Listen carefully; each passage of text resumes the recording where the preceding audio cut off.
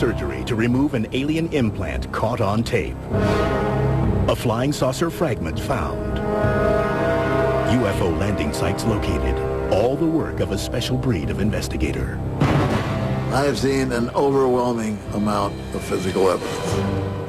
I'm absolutely convinced that UFOs are real. These real-life X-Filers believe the truth is out there, and their goal is to discover if science fiction may actually be science fact. They are UFO hunters.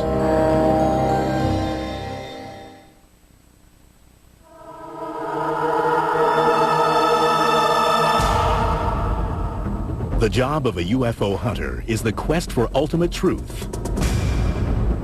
They seek proof that we are not alone in the universe.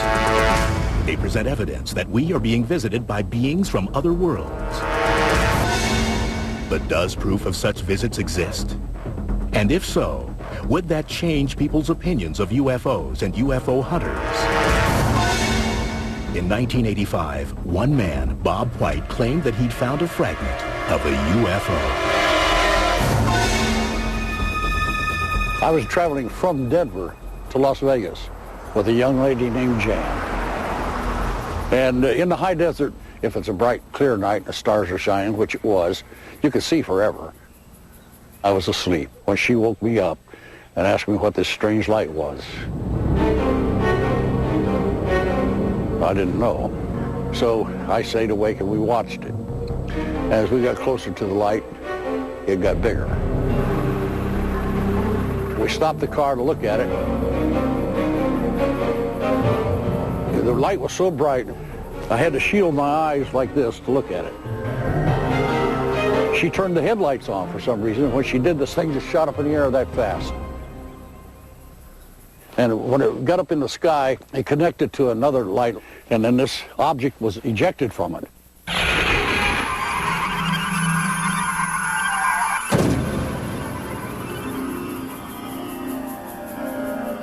When I first saw it, it was glowing red, and it just looked like a glob of something, and it was too hot to touch. My first thought was, what in the world could it possibly be? What could this be? Once the object cooled, White placed it in the trunk. What you are seeing is the actual object White recovered. This is what it looked like after it cooled down. The only difference is the end piece on here was rounded, and that was cut off for an analysis by Los Alamos. The jagged fragment, measuring 9 inches in length and weighing over 1.5 pounds, was subjected to isotopic ratio and other elemental composition tests at the U.S. government's Los Alamos National Laboratory. After several weeks of testing, White finally talked to a technician. He was very excited about it. He said, "This is definitely extraterrestrial. That's something I've been looking for all my life." And I said, "That's wonderful." So I told newspaper columnist Mike O'Brien that. He called and talked to the same scientist. And the same scientist told him that he didn't say that. And he said, "My bosses have instructed me not to talk to anyone about this." And that was the end of the conversation. Los Alamos would not return phone calls or respond to inquiries for this program regarding the unusual sample. White sent the object to 8 different labs, including MIT, New Mexico Tech, and Scripps Laboratories. While they all concluded that the complex structure was mostly aluminum, White feels that its origin may have been revealed in the results of one of the tests. One that I considered to be the most important was done by a scientist that was on a team of scientists that found a meteorite in Antarctica, and they found a meteorite in India. And they measured the isotopes in strontium and determined that they were from Mars. Well, the same people that did the analysis on those things did the analysis on the object that I have. And the measurement falls right in between the two from Mars. Another anomalous fragment, nearly identical to White's, was found some 40 years earlier. The story was confirmed by declassified U.S. government documents. They have an object almost identical to this one that was recovered by the CIC the Counterintelligence Corps in the 1940s in Denmark. And their words, not mine, their words, is it's a piece of a flying saucer. In 2004, White passed 3 separate polygraph tests administered by both law enforcement officers and a certified polygraph examiner to further authenticate his claim. But still, he found no help getting his story out. The journey drained his savings and his spirit. I didn't ask for this to happen to me. I didn't need this. Didn't want it. Didn't want people to call me a UFO nut. And I didn't even believe in anything like this. But once you see it, once it happens to you, you have to be a believer. Bob White's quest for the truth defines the modern-day UFO hunter. But what exactly does that mean? The term UFO hunter is a rather peculiar one because it covers an awful lot of ground. You can hunt sightings, you can hunt people, you can hunt documents. For me, it's a combination of those plus hunting an audience to talk to. In the past, I've tried to focus on the government cover-up. And we'll talk about the FBI, the CIA, the Air Force, the NSA. I'm convinced that this whole question of alien visitations is the biggest story of the millennium. And Stanton Friedman would know. A nuclear physicist from the University of Chicago, he has spent more than 40 years in the UFO field. Friedman is considered one of the most knowledgeable UFO hunters. A relentless pursuit of the truth and a passion for answers is the link between the UFO hunters of today and those of yesterday. Are UFOs real? Was a question frequently asked by the man regarded as the original UFO hunter, Dr. J. Allen Hynek. J. Allen Hynek is indeed the godfather of UFO research. This man had more experience, more knowledge, and more contacts in the field of UFO research than anyone, and I suspect more than anyone ever will have. J. Allen Hynek was an astronomer with Northwestern University, and early on, when Project Blue Book had been set up by the U.S. government, they had hired J. Allen Hynek as their scientific consultant.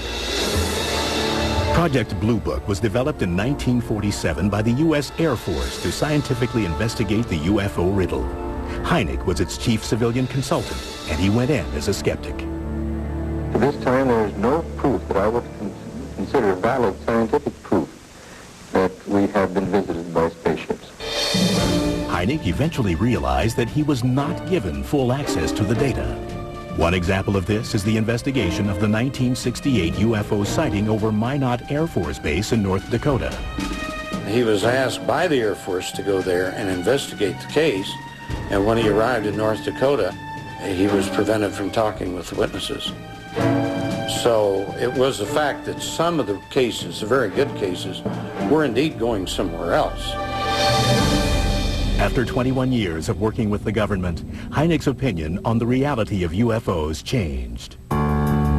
With Project Blue Book ending, Hynek concluded that there was need for further study of the UFO phenomena. UFO hunter John Schuessler agreed. He co-founded the Mutual UFO Network, or MUFON, which continues today to investigate UFO sightings. The Mutual UFO Network began because there was no place for people to report UFOs. We became a reporting spot. Schuessler and Hynek garnered respect in the UFO community. However, another UFO hunter emerged from the University of Arizona's Institute of Atmospheric Physics, who used his credentials as a scientist to revolutionize the way his colleagues viewed UFOs. Before James McDonald entered our field publicly, the scientific community was completely ignoring the UFO phenomenon. McDonald was the first prestigious scientist to openly declare his interest in this phenomenon. He startled his colleagues because scientists at that time did not go public with any interest in UFOs. It was a no-brainer, shall we say. Ann Druffel has been investigating UFOs for more than 57 years. She has uncovered Dr. James McDonald's personal journals and has written the only biography of McDonald titled Firestorm. He gave hundreds of talks to scientific groups on UFOs, and he would express in his journal that he had concentrated on the fact that the UFO phenomenon was a serious scientific problem. He was the top hunter, shall we say. Jim McDonnell, because he was so convinced that this was a major subject, managed to get congressmen to sponsor hearings back in 1968. 6 scientists testified in person, including McDonald and Hynek, and 6 more of us submitted written submissions only. Following the example set by McDonald was UFO hunter Dr. Frank Drake, a professor of astronomy at Cornell. Drake helped create one of the most recognized names in the study of life in the universe, the Search for Extraterrestrial Intelligence, or SETI program. The SETI program looks at the issue of, are there planets around other stars, and if so, then what is the easiest way for them to communicate with us? With radio telescopes worldwide, SETI searches the skies for radio waves from other intelligent life in the universe. Dr. Rudy Schild, research scientist at the Harvard-Smithsonian Center for Astrophysics, believes that SETI has its flaws. In my view, SETI is an approach taken by people who are very smart and who think that they understand alien technology well enough to be able to exploit it and to give us direct evidence of alien civilizations. Whereas UFO hunters are people who are also smart, but doing the obvious thing that we always do when we see something we can't understand. We get out our cameras, our Geiger counters, and whatever we've got, and just make observations. And I congratulate the UFO hunters because I think they're going to get there first. Have UFO hunters finally found a smoking gun? Proof of alien life here on Earth or even under the sea? And later, are humans being abducted and tracked by aliens?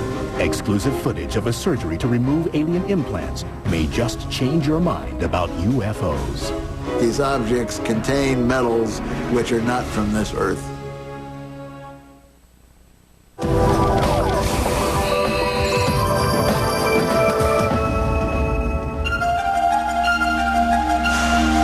April 24th, 1964, Socorro, New Mexico.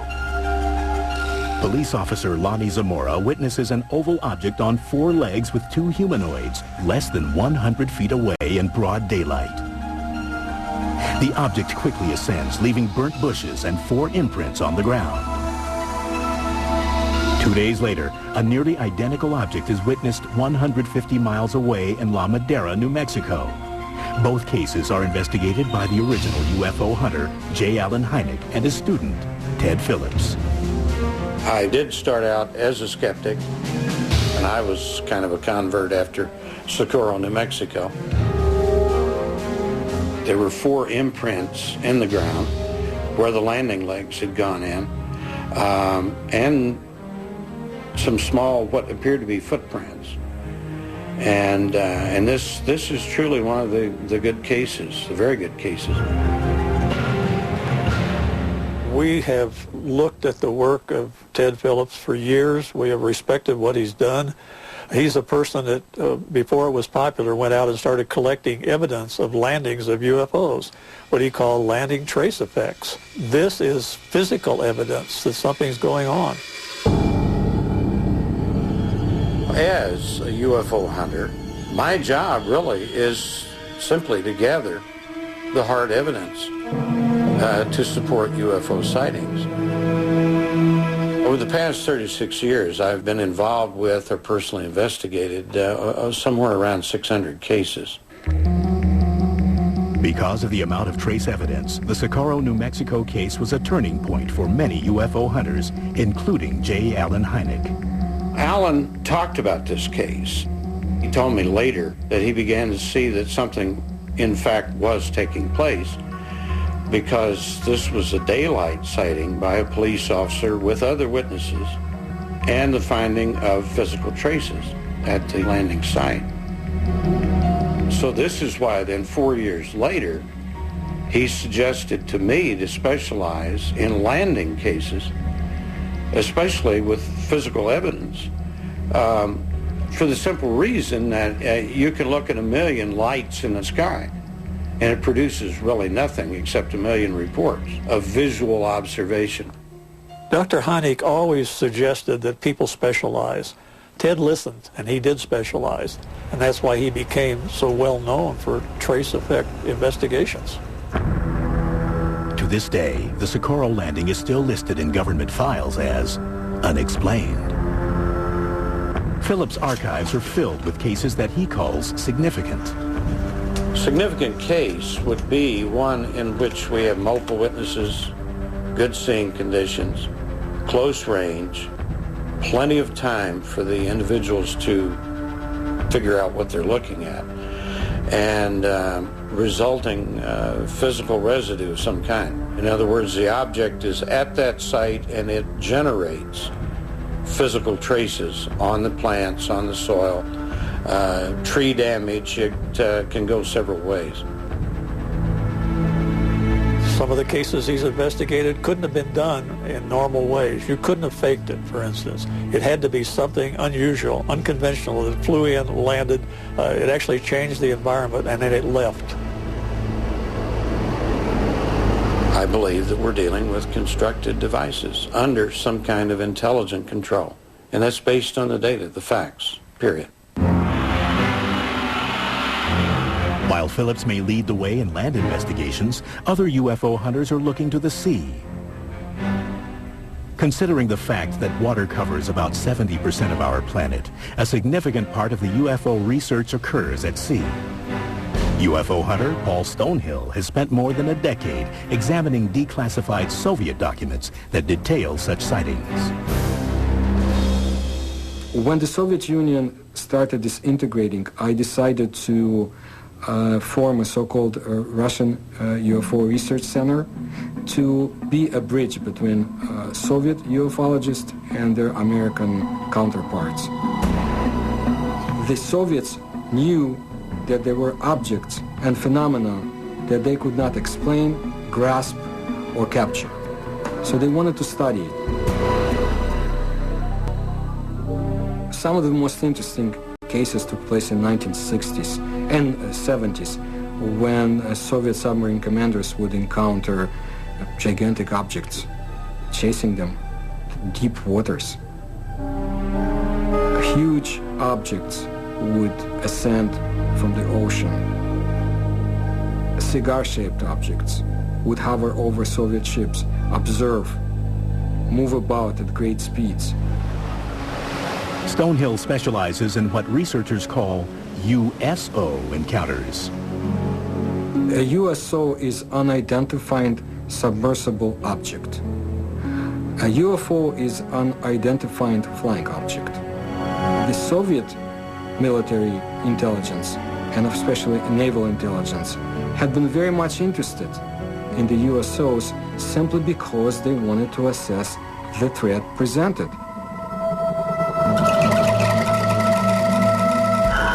They had examples, even back in 1982, for example, in Lake Baikal, when local commanders tried to capture one of the so-called gigantic swimmers.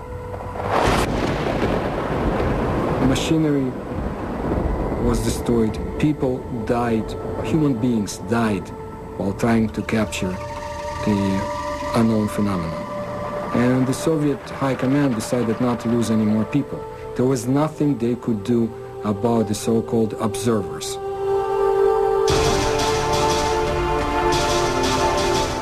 It's not easy to study the UFO and USO phenomena as it pertains to the Soviet Union and Russia.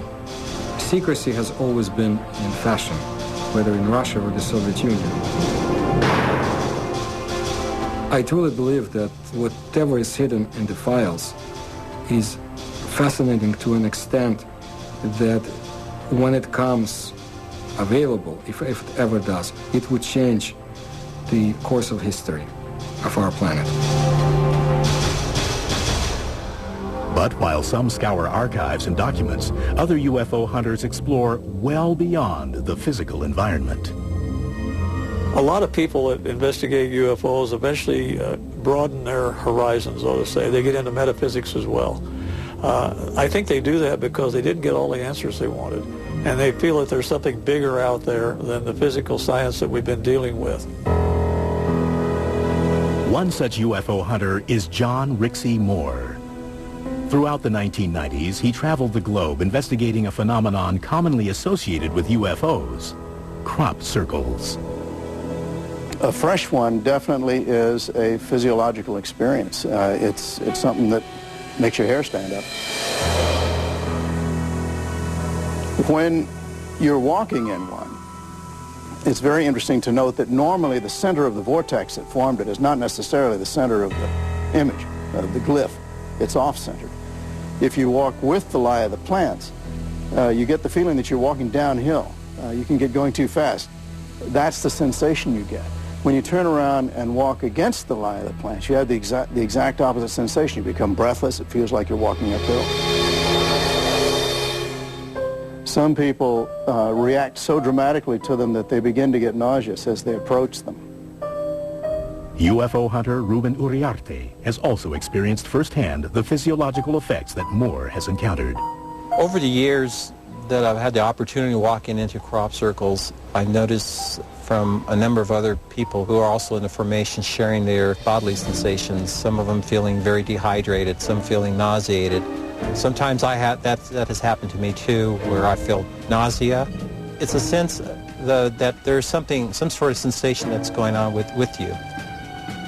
I'm a UFO hunter because I want to know what's going on. I want to know what's going on this planet. I want to know how it connects, how it affects us, and I want to solve the mystery. And through that, I'll do whatever it takes to get there. And that's why it's important for me to continue on this hunt for the truth. Is this video proof that aliens are inserting implants into humans? We looked, and certainly there was a foreign body there, which appeared to be metallic. Can this tiny object really be evidence of an alien abduction?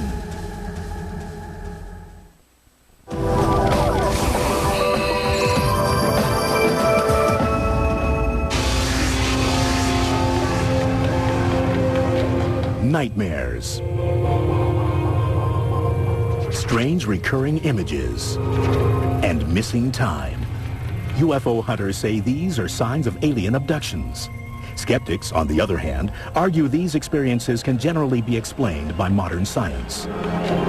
Still, much of what UFO hunters know about alleged alien abductions is based on eyewitness accounts. In some cases, however, there is evidence, but the abductee has no recollection of how it got there. At that point, UFO hunters, like certified hypnotherapist Barbara Lamb, stop looking outside the body and turn their search inward. Lamb uses hypnotic regression as a technique to help subjects recall and understand their experiences. Well, hypnotic regression is really a very simple thing to achieve. It's leading somebody into a nice state of deep relaxation. And in that state of deep relaxation, with the attention focused entirely on the inside, the person is asked to go back to the source of whatever the subject is that they're interested in. The use of regressive hypnosis in the induction part of this mystery is a very necessary thing to do. It's a useful tool. If it's done correctly, it's very valuable. You have to know more about the human psyche to do that. Barbara Lamb was one of those people. I have regressed 480 different individuals. A person typically will come to me for hypnotic regression because they have a strong clue, or maybe several clues, that something very unusual has happened to them. Under regression, these abductees frequently describe terrifying interactions with aliens. There's a tremendous variety of experiences that people have with extraterrestrial beings. Those beings tend to do medical experiments on people, taking tissue samples, fluid samples, maybe taking hair samples, and in many cases they actually insert implants into the person who's having this experience. Could physical evidence of implants exist inside the human body? UFO hunter Dr. Roger Lear takes the leap from the psychological world and studies the physical objects being extracted from the body. I am a UFO hunter, and my job is to pursue research in this very tiny slice of a very strange phenomena. I've been a practicing podiatric surgeon for 41 years. I have performed research in a number of medical fields, and now I've applied my skills in science to the alien abduction physical evidence phenomena. And one of the prime examples of this is the Tim Cullen story. May 30th, 1978. Tim Cullen and his wife Janet were driving north near Highway 59 in Colorado when they encountered what they believed was a UFO. Although they only recall staying at the scene for a few minutes, the Cullens arrived home an hour later than expected. 20 years later, a routine X-ray revealed an unexplained piece of metal in Tim's arm. Cullen traced it back to that spring night in 1978. First contact was just telling me who he was and that he thought he might be associated with the abduction phenomena and that he had a metallic object in his arm. So we had him send the X-rays, and we looked, and certainly there was a foreign body there, which appeared to be metallic. What you are seeing is the actual surgery which took place on February 5th, 2000. You get a hold of it? Dr. Lear supervised the procedure to remove the foreign object from Tim Cullen's arm. Although there was no original entry scar, a 6mm metallic object was found under the skin. Once the object was removed, we find two very surprising things. One is that there's absolutely no inflammatory response by the body to the object, which is quote-unquote impossible. And number two, we find that there's a large number of nerve cells there that really don't belong in that particular area, and these nerve cells are called proprioceptors. Proprioceptors are an active, living cluster of nerve endings. They are normally located in the hands and feet and respond to touch, temperature, and pressure. According to Dr. Lear, there is no medical explanation for them to be connected to a foreign piece of metal in the human body. When we look at what happens in the body after the object goes in, the body does not like foreign things inside, so it reacts to it. Now, if it's, let's say, lead from a pencil or something like that, we get an immediate inflammatory reaction. But when we look at these things, there's nothing. Zip. Zero. So just from that alone, you can say these are drastically different than any kind of typical foreign body that we get inside. I believe that these nerve cells are sort of the plug where this thing is plugged in at, and it's using neural energy from the body to operate. On one case, not Tim's, but on another case, we fortunately had a piece of equipment which was a radio frequency detector, and we actually detected two oscillating frequencies that were being emitted from the object. When they are removed, they don't do anything. So obviously, plugging them in somewhere into the body gives them some kind of energy that makes them do whatever it is they do. Dr. Lear has supervised more than 10 of these operations. Each surgery has produced strange foreign objects from the body, all of which can be found safely locked in his personal archive. The evidence collected by Dr. Lear seems to defy scientific logic. We find that these objects contain metals which are not from this earth. The abundant amount of physical evidence available leads me to believe that this planet is being visited by intelligences from somewhere else. That is why I'm a UFO hunter. Coming up, UFO hunters put their evidence to the test, and the results may surprise you. My job is to separate the outright hoaxes from the cases which can't be explained.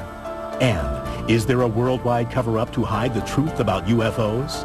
One government official finally tells his story from the inside. Pay attention, listen up, this is going on.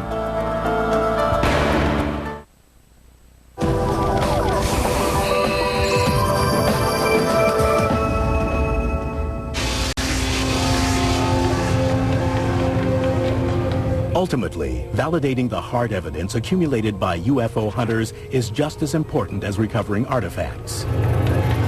Whether the substantiation comes from science, metaphysics, documentation, or imagery, UFO hunters will not risk their credibility by presenting false data. Since many UFO sightings are allegedly caught on film and video, attempts to verify or validate the images comes down to researchers like naval optical physicist Dr. Bruce Maccabee.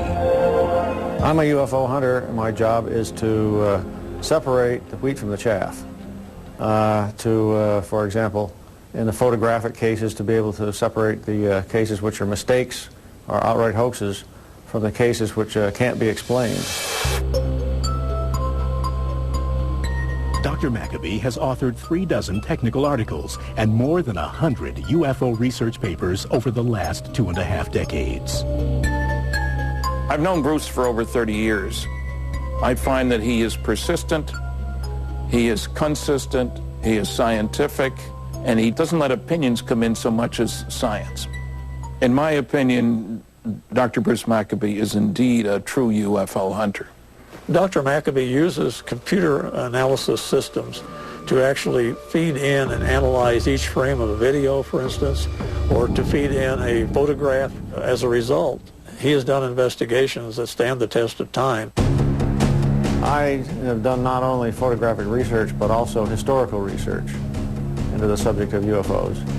Dr. Maccabee is convinced that photos alone can't tell the entire story. He believes that the U.S. government is withholding vital information.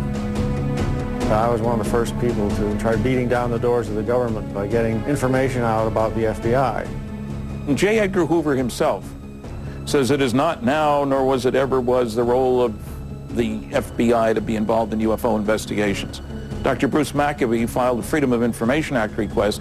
This is back in the 70s. Got 1,600 pages of material. When I got it and read through the documents, I could see that there was information in the FBI file that was nowhere else, including comments by Air Force people that were stored in the FBI file that you can't find in the Air Force file. UFO hunter Nick Redfern sifts through thousands of government documents from around the world to seek hidden information about these UFO claims. My background is largely looking at things from an official level, trying to determine what has been learned about the subject, what has been uncovered by, for example, the British military, the British Royal Air Force, the Ministry of Defence, and over here, the Central Intelligence Agency, FBI, National Security Agency. What drives me to investigate UFOs is basically, I think that at an official restricted level, there are people who know the truth about this particular subject. And I feel that if something so important and potentially mind-blowing and life-changing as visitors from another world actually coming here, I think that all of us have a right to know this. Based on my research, I'm convinced that UFOs are real, they're coming from somewhere else, and they're visiting us. And that's why I became a UFO researcher. But are there government officials who will admit to what they are hiding? When Nick Pope, an employee of the British Ministry of Defence, began exposing the ongoing UFO investigations within the British government, a crack in their wall of secrecy appeared. We got into it in 1950 on the basis of the fact that we were seeing UFO sightings in our country and that there was considerable public and media interest from senior establishment figures. Pay attention, listen up, this is going on. We believe that the UFO phenomenon is real.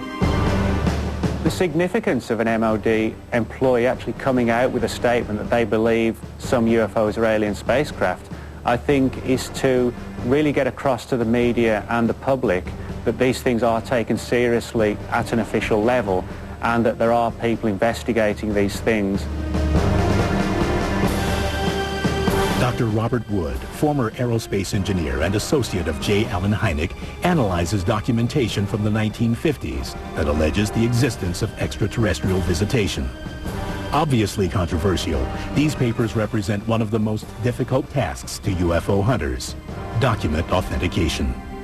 When you attempt to determine a questioned document's validity, you approach this in an orderly manner. If you have an original, you do the things you can do, like look at the paper. If you don't, then you look at the shape of the letters, and you go into the printing subtleties. Dr. Woods is one of the leading people in this field, and the work he does in the forensic examination of documentation, I'd say he's probably the leading person. The documents that I've been exposed to include 4,000 pages of mostly unclassified material, somebody cleaning out his file drawer who used to work in some intelligence agency. But a lot of them, maybe 500 or to 1,000 of the pages, are top secret. Some of those top secret files detail the Majestic 12 organization, a group allegedly established by President Truman to maintain the secrecy on extraterrestrials. Dr. Wood had the documents analyzed. I have taken those to a typewriter expert and have determined that they were typed on an Underwood 1940 typewriter, so it's consistent. Based on this analysis of the typewriter model, the paper and ink content, Dr. Wood believes the documents are genuine and may blow the lid off of a UFO cover-up. The large number of documents that I've been able to accumulate very clearly show that we have a covert program to keep from the public the recovery of a large number of crashes that include the recovery of extraterrestrials. Dr. Wood is definitely a UFO hunter, a good UFO hunter. But do you have what it takes to become a UFO hunter? The goal is to get the truth out there. Whatever it takes to do that, you've got to do it.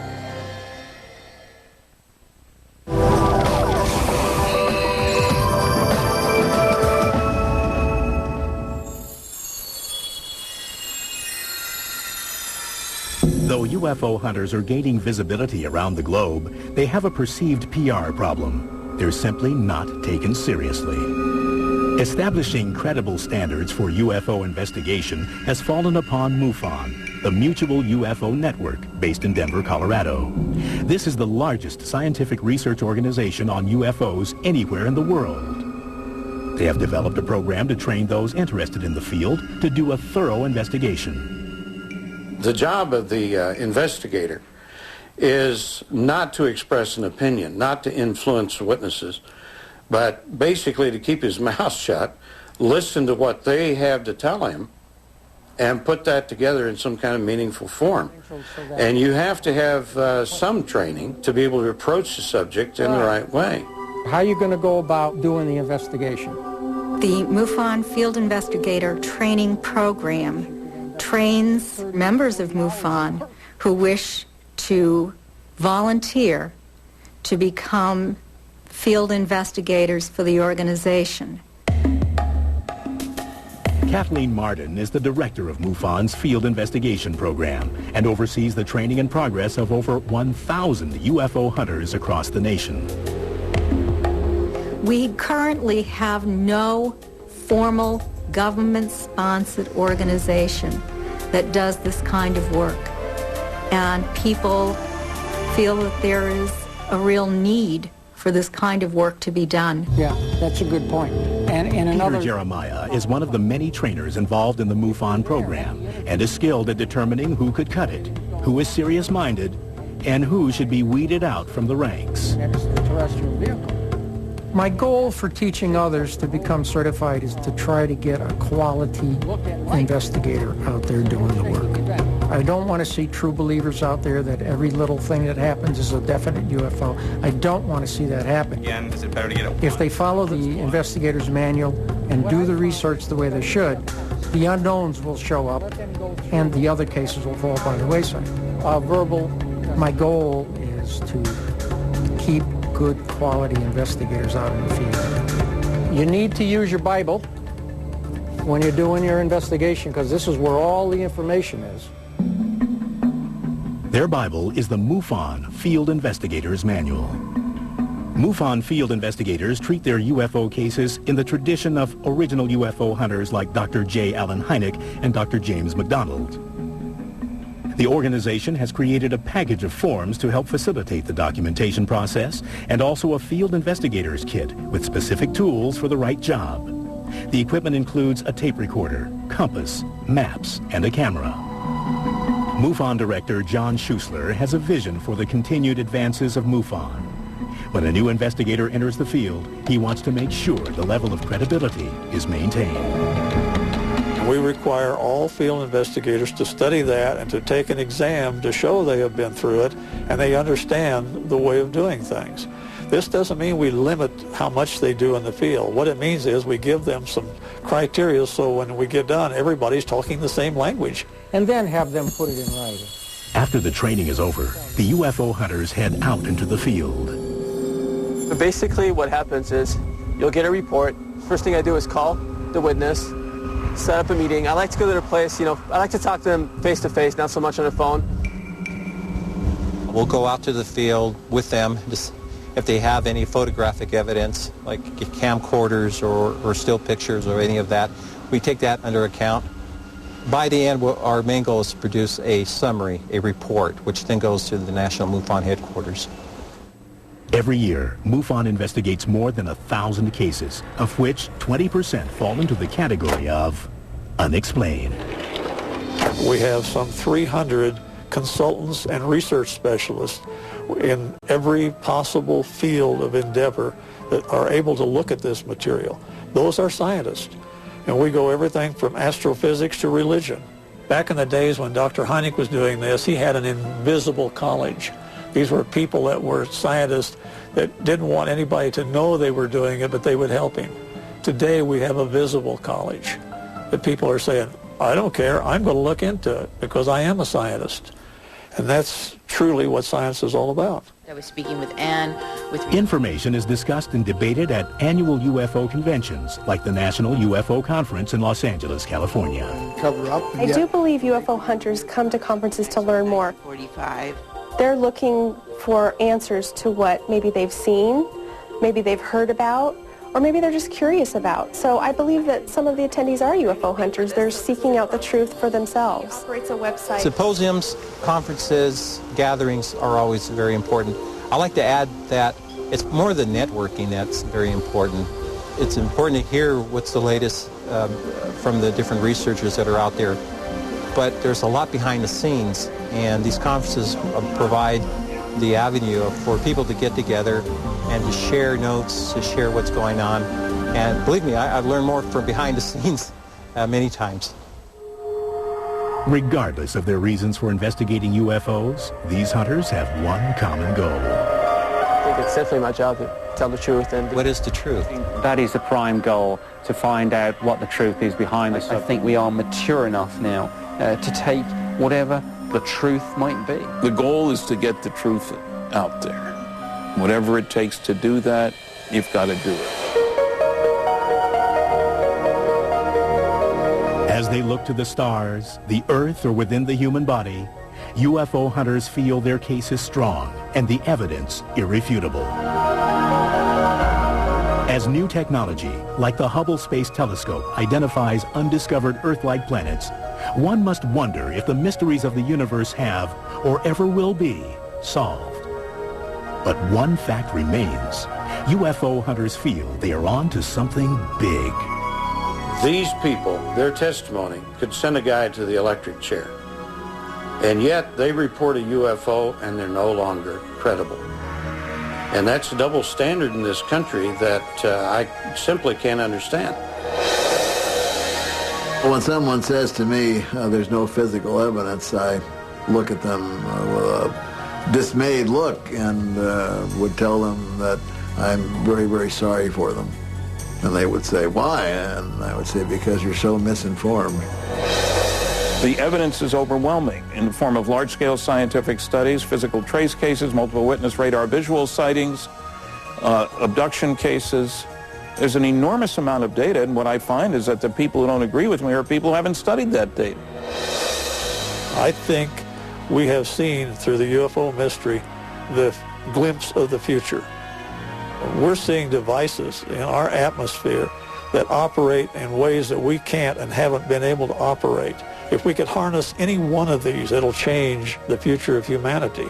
And that's really why I'm in it. That's why I'm a UFO hunter. Josh is heading for the glacial ranges of Patagonia to examine the remains of a vanished tribe of giants and to attempt to solve one of the greatest riddles of our time. The word Patagonia itself means big feet. Who knew? The Giants of Patagonia on Digging for the Truth, next on the History Channel. That's huge.